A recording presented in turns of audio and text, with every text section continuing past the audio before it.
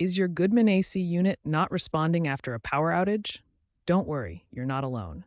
This is a common issue, often related to electrical components.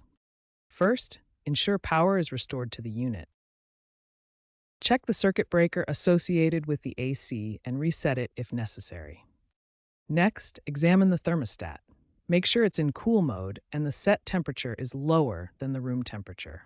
If it's a smart thermostat like the Goodman CTK, ensure it's properly connected to Wi-Fi and hasn't lost its settings. Give the unit 5 to 15 minutes to attempt a restart. Modern Goodman models often have electronic control boards that reset on power loss and require time to recharge their capacitors. If these steps don't work, move on to the next section for more in-depth troubleshooting.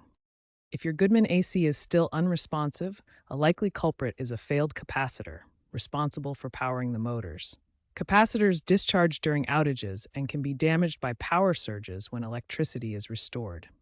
If you're comfortable and knowledgeable, you can test the capacitor with a multimeter, but always disconnect power first for safety.